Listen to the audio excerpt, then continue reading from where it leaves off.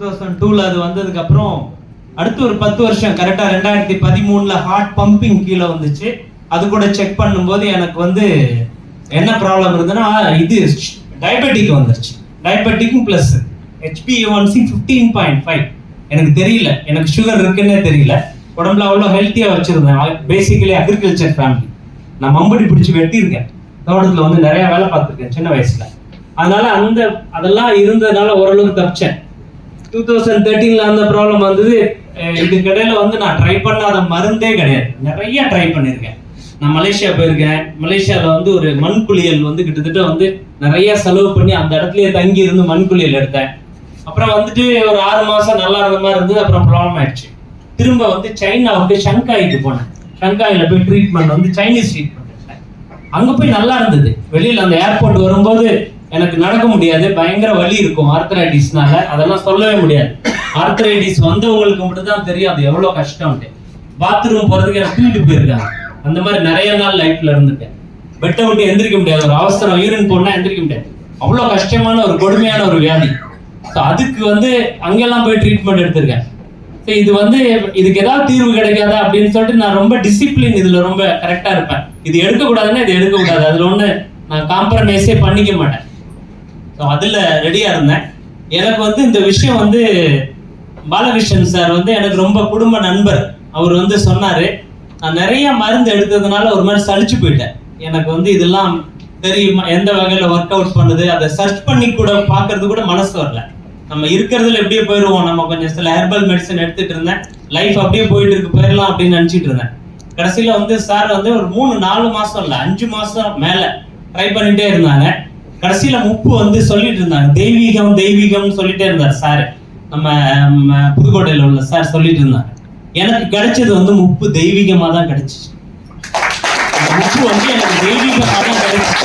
தெய்வீகம் சொல்றதுன்னா வார்த்தையில சொன்னாங்க, எனக்கு கிடைச்சதே தெய்வீகமா தான் கிடைச்சிச்சு. எப்படி கிடைச்சிச்சுன்னா, எனக்கு முப்பு கொடுக்கும்போது கோயில்ல படைச்சு, பிள்ளையார் கோயில்ல வந்து உச்சி பிள்ளையார் கோயில்ல படைச்சு, முருகன் கிட்ட படைச்சு, அதுக்கு பூவெல்லாம் வச்சு எனக்கு உபதி பிரசாதத்தோட தான் உப்பு வந்தது.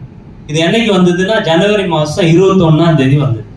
மறுநாள் வந்து ராமர் கோயில் கும்பாபிஷேகம். இந்த வருஷம் ஜனவரி 22 அன்னைக்கு காலையில நான் வந்து எடுக்க ஆரம்பிச்சேன். அன்னைக்குதான் கும்பாபிஷேகத்தை அன்னைக்கு நான் எடுக்க ஆரம்பிச்சேன்.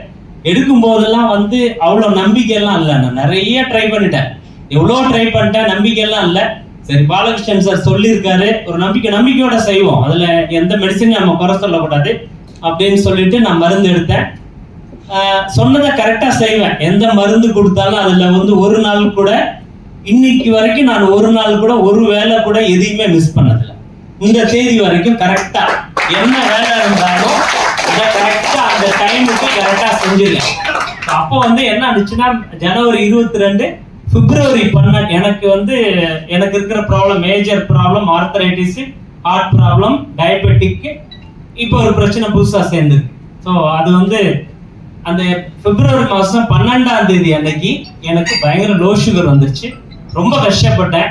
அப்புறம் திரும்ப சாக்லேட், பெரிய பார் சாக்லேட் எடுத்து சாப்பிட்டேன். சாரி சார், 2 நிமிஷம்.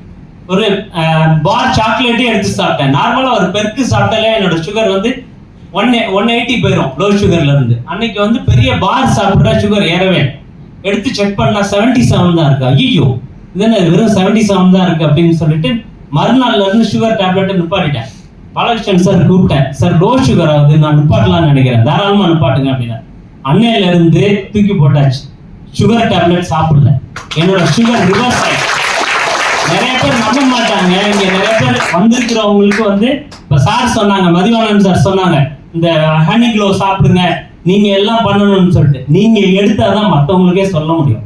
நான் அடிக்கடி சொல்லுவேன் சார்ட்ட, நான் மட்டும் கம்ப்ளீட் ஆகிறேன், நான் என்ன பண்றேன்னு பாருங்க அப்படின்னு சொல்லிட்டு இருக்கோம். அவருக்கு என்னை பத்தி நல்லாவே தெரியும் பாலகிருஷ்ணன் சார். ஸோ அதனால வந்து சுகர் இது ரிவர்ஸ் ஆயிடுச்சு. டயபெட்டிக் வந்து நேத்திக்கு வந்து ரிப்போர்ட் எடுத்துட்டு வர மறந்துட்டேன். என்னோட ரிப்போர்ட் வந்து நேத்திக்கு வந்து நான் டெய்லி மெஷின் வச்சிருக்கேன், அதுல செக் பண்ணும்போது 87, 90 அப்படின்னு காமிக்கும். நேத்திக்கு வந்து போயிட்டு லேப்ல செக் பண்ணும்போது 75.2 என்னோட மார்னிங் ஃபாஸ்டிங் சுகர். இதான் இருந்தது.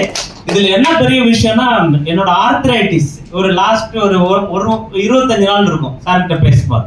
25 நாளைக்கு முன்னாடி என்ன மாத்திரை போடலன்னா வலியே நிக்கல, விட்டுட்டுமா அப்படின்னா, தைரியமா விடுங்க, ஒன்றும் பண்ணாது அப்படின்னாரு. இன்னைய வரைக்கும் சாப்பிடல. லாஸ்ட் 25 days என்னோட ஆர்த்ரைட்டிஸ் டேப்லெட் 23 வருஷமா எடுத்த டேப்லெட் நான் சாப்பிடல. லாஸ்ட் 25 days சாப்பிடல. எல்லாமே நடக்க முடியுது, நல்லா வந்திருக்கேன், எல்லாமே வந்திருக்கேன்.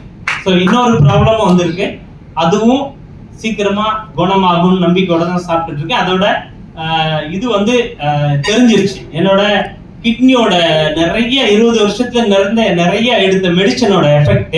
என்னோட கிரியாட்டினின் அளவு வந்து 2.03 போயிருந்தது. என்னோட ரைட் கிட்னி வந்து 1.2 சென்டிமீட்டர் வந்து சுருங்கிருக்கு. இது ரெண்டும் எனக்கு நடந்திருக்கு. ஸோ இப்போ என்ன ஆயிருக்குன்னா, அது தெரிஞ்சதுக்கு அப்புறம் அதை கண்டினியூவா நான் என்ன பண்ணணுமோ அதுல நிப்பாட்டவே இல்லை, எல்லாமே சாப்பிட்டுட்டு தான் இருக்கேன். இப்போ என்ன ஆயிருக்கு, என்னோட கிரியாட்டின் லெவல் வந்து 1.63க்கு வந்து 1.63க்கு வந்திருக்கு. நான் எல்லாத்தையும் ஃபாலோ பண்ணிட்டு இருக்கேன். அதனால வந்து இது வந்து தெய்வீகம், எல்லாருக்கும் கிடைக்கணும். எல்லாரும் நிச்சயமா அனுபவப்பட்டு செய்யுங்க, நிச்சயமா அந்த ரிசல்ட் கிடைக்கும். எனக்கு அந்த நம்பிக்கை வந்து 200 மடங்கு வந்துருச்சு. அதனால எல்லாருக்கும் நன்றி. கொடுத்த பாலகிருஷ்ணன் அண்ணனுக்கு எனக்கு வந்து நான் அண்ணன் தான் கூப்பிடுவாங்க. பாலகிருஷ்ணன் அண்ணனுக்கு மிகப்பெரிய நன்றி. நிறைய கன்ஃபர்மேஷன் கிடைச்சது. அவருக்கு சொன்னதுக்கு அப்புறம் நான் உடனே எடுத்துக்கல. ஒரு ஃப்ரெண்டை பார்க்க மதுரைக்கு போனேன். மலேசியால இருந்து ஒரு மினிஸ்டர் வந்திருந்தாரு. அவரை கூட்டிக்கிட்டு மீனாட்சி அம்மன் கோயிலுக்கு போயிருந்தேன். அவரை கூட்டு போகும்போது என்னோட ஃப்ரெண்டு வந்தார். அவரு சொன்னார், ராஜா நீங்க ரொம்ப நாள் கஷ்டப்படுறீங்க, உப்புன்னு ஒரு மருந்து வந்திருக்கு, கோயில்பட்டில் ஒருத்தர் கண்டுபிடிச்சிருக்காரு, நீங்க அதை சாப்பிடுங்க அப்படின்னாரு. 2வது கன்ஃபர்மேஷன். 3வது கன்ஃபர்மேஷன், என்னோட ஃப்ரெண்டு, அவர் பெரிய பில்டர் திருச்சியில, அவரு சொன்னார் நீங்க முப்பு எடுத்துக்குங்க, உங்களோட பிரச்சனை எல்லாம் சால்வ் ஆயிடும் அப்படின்னு சொன்னார். இந்த மாதிரி 3 கன்ஃபர்மேஷன் கிடைச்சதுக்கு அப்புறம் தான் நான் எடுத்துக்கிட்டேன்.